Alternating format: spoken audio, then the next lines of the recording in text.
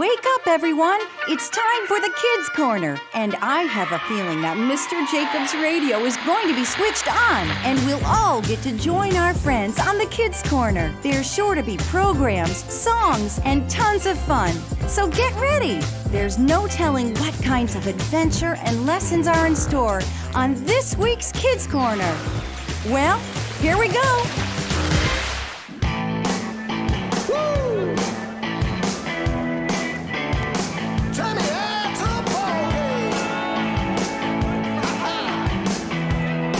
Play ball! Welcome back, folks, to the Kid World Series. I'm Joy, and this is Monica. And you know, Monica, Carson's had a great season so far. That's right, Joy. I had a chance to interview her this week, and here's what she had to say. It's nothing, really. Just determination, skill, and lots of practice. Lots of practice. Remarkable young lady, that Carson. Looks like she's next up to bat. The visiting pitcher needs to be ready.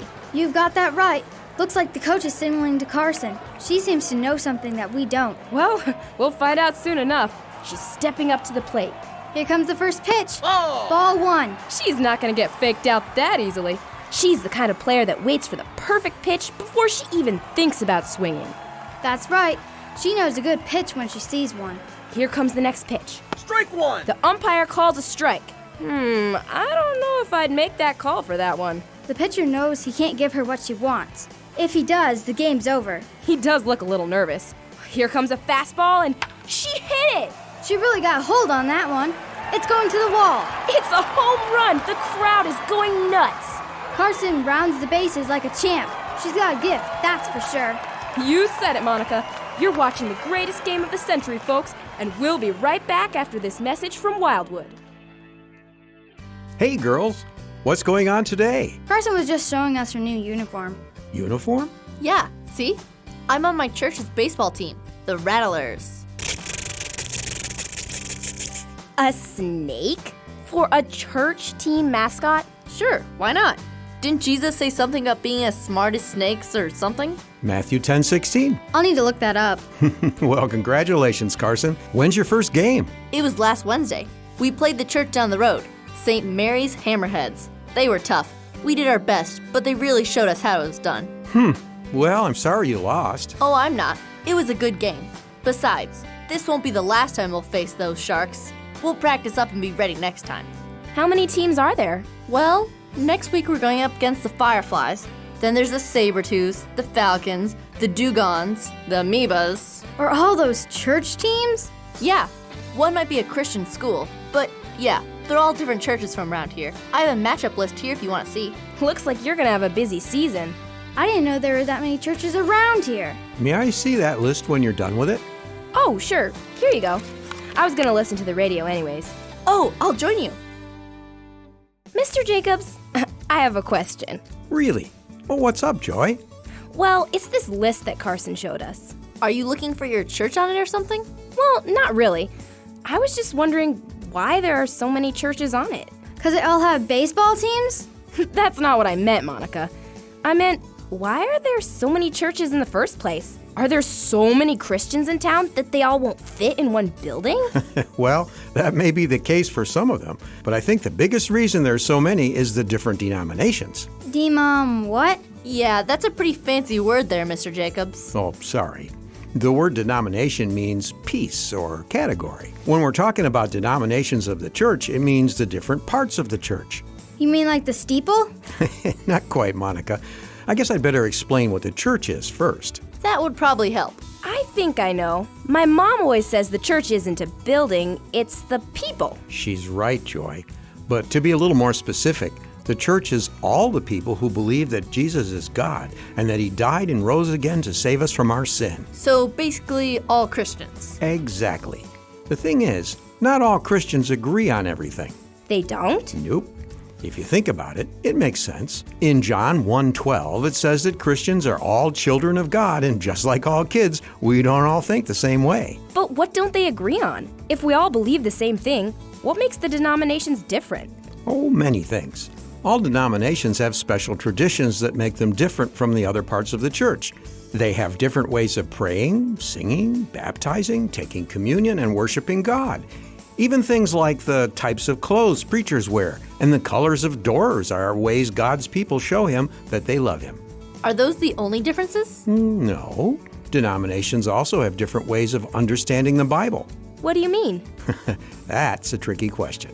As you know, the Bible can be pretty confusing, and many people have worked hard to figure out what God wants us to learn from it. The thing is, the Bible is full of mysteries and ideas that are hard to understand, and that's when people have to make the best guess they can, and sometimes their guesses don't match. And that doesn't always mean that someone is right or someone is wrong. It just means people can live for God in different ways. That's really interesting. Do you have a script about what we've been talking about? I might. Let me go check. All right, we'll listen to the radio while we wait. And now, from the garage of Lionel Jacobs comes the colorful drama, The Two Painters, an adapted biblical parable about how to serve God. Once upon a time in a town called Sunnyville, there was a landlord. That's right. I own a few buildings in town, and I like to take care of them. At the time of our story, she had just bought two rather old houses that stood next to each other. They're a little run down, but with some work, they'll be beautiful places for renters to live. She worked a long time fixing all of the problems with the houses, but when she was done, something still looked a little off. Oh, of course, I forgot to paint them. I don't have any painting equipment. I know. I'll hire some professionals to do it for me. Hello, Barbara and Bonnie's painting service. I have a couple houses that need painting. Are you available? Absolutely. Be right there. And it wasn't long before the painters arrived. Well, one of us. Barbara's coming in from another job. I see. Well, I have two houses here that need to be painted. If you work on one and Barbara works on the other, I think it'll all go a little quicker. Works for me. Great. I'd like you to paint this house blue. It's one of my favorite colors. No problem. Thanks, Bonnie. Bonnie got straight to work. She took her blue paint cans and got started. In a few minutes, Barbara arrived. She too talked with the landlord and went to the other house to start painting. Hey, Barbara, what do you think so far? It's a nice shade, Bonnie. Are you sure that's the color she wanted you to paint? Bonnie was confused. Why would blue be the wrong color for this house? Truly, the landlord had said that blue was her favorite color. Then she looked at Barbara's house. Are you painting that house orange? Yeah. You got a problem with that? Well, I might not, but I'm pretty sure that the landlord doesn't want you to be using orange. You should be painting your house blue like mine. But the landlord said to paint her house orange. It's her favorite color. No, blue it. Orange. The two painters continued painting their houses, angrily looking over at the other house from time to time, and occasionally shouting some advice. You know, just to be safe, you might want to use some of my blue. Your house could do with a little orange. Of course, these words of counsel fell on deaf ears as each of the painters thought for sure that they were the one in the right. Before long, they had finished. Not a bad job if I do say so myself, which is more than I could say for your poor decision. I could say the same about your nasty orange mess. How's it going, ladies? The two painters looked intently at the landlord as she looked from one house and then the next. It's perfect. I tried to tell her that you liked orange best. She wouldn't listen, ma'am. I tried to tell her blue was your favorite. But the landlord wasn't listening. She happily looked at the two houses and nodded. I made the right choice. Both of my favorite colors go really well together. Both? Why, yes, orange and blue, like I told you. Anyway, here's your pay. Thank you both for doing a wonderful job.